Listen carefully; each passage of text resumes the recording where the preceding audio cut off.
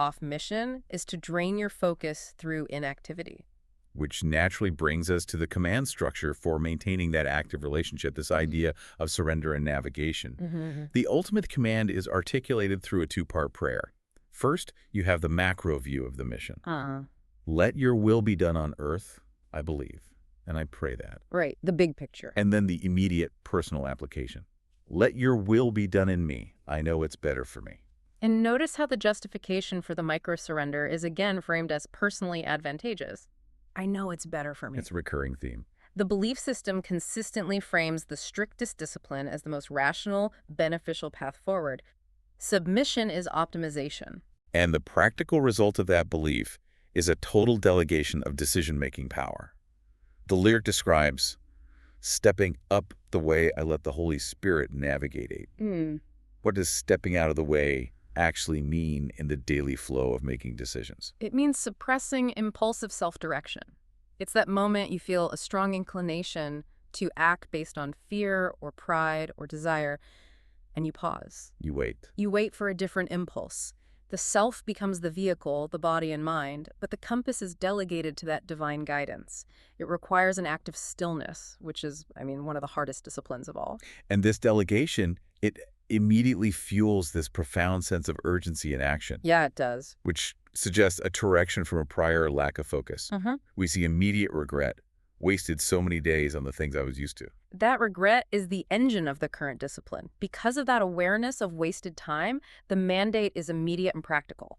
Wake up, open that word, I gotta go be fruitful. So delegation doesn't lead to passivity. Not at all. It leads to highly directed, urgent action. This urgency forces an immediate internal audit. And that leads to maybe the most radical command in the entire transcript. I think so. The source describes the Holy Spirit intervening, telling him his internal house and order was out of order. That audit must have been severe because the response is, well, it's a zero-tolerance policy of radical elimination. This is where the system gets extreme. The response is terrifyingly efficient. Yeah. Anything causing me to sin, I take it and decapitate. Yeah. We need to just pause on that word. Decapitate. Yeah. It's not about negotiation or mitigation or management. It's about total ruthless elimination of the source. That level of intensity tells you that this system cannot afford compromise. If the opposition is seductive, then leaving any tempting element alive within your house is a strategic mistake. You can't leave it wounded. No. Decapitation means cutting off the head of the habit, the relationship, the environment, the source of the compromise, not just trimming the branches. What are the organizational implications of that mandate? Doesn't demanding zero tolerance risk immediate burnout or some kind of internal rigidity? It absolutely requires resources most people don't budget for, especially the resource of social discomfort. Oh, yeah. If you are eliminating any relationship or habit that causes compromise, you have to be ready to radically rearrange your social sphere, your consumption habits, what you watch, listen to, who you spend time with. The insight here is that compromise is the system killer. It sets an incredibly high bar for consistency, and that leads us to the final layer of this operational structure. Yeah. Discipline, consistency, and the ultimate destination. Right. This framework demands constant effort. The rule is simple and unyielding. Ain't no time to take no days off, no time to bite. And that consistency is driven by an intense level of accountability, which is key. There's this belief that transgression is instantly known and recorded. Can't get away with my sin. It's like he came and tapped this. Exactly. That sense of immediate divine awareness of every transgression acts as the ultimate deterrent. It removes the comfort of secrecy. If you believe your actions are immediately seen and acknowledged, the motivation for sustained righteousness just skyrockets. And this commitment isn't built on the expectation of ease or comfort. In fact, the source fully accepts hardship as inevitable. He says, tribulation gonna come, I ain't even asking why. That acceptance, without complaint, marks a fundamental maturity in the framework. Yeah. Instead of falling into that trap of why me, the focus shifts entirely to the ultimate goal, which is larger than the individual's comfort. Which is, I got to make sure the Father going to be rectified. Right. Tribulation becomes an opportunity for demonstration, not a reason for retreat. The suffering is repurposed.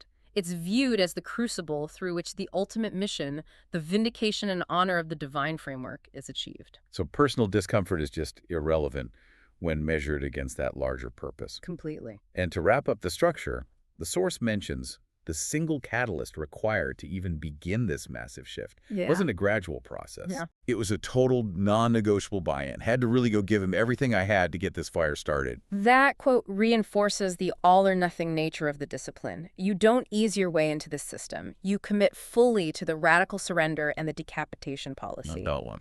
It has to be. If you only give 90%, you risk stagnation because the fire, the required energy for this ruthless internal cleaning, it never ignites.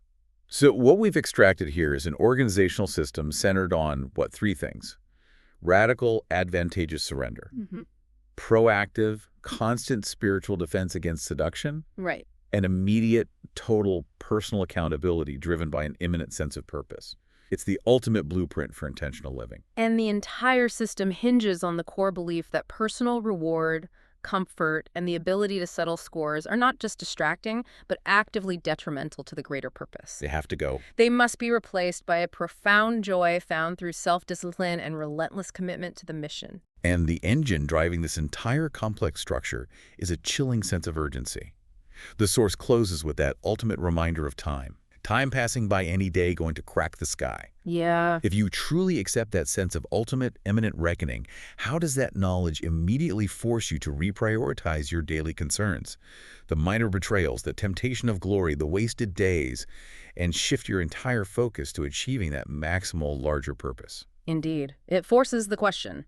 If time is running out, are you busy building the necessary fire? Or are you still too focused on managing things you should have already decapitated? A profound thought to end on. Thank you for diving deep with us today.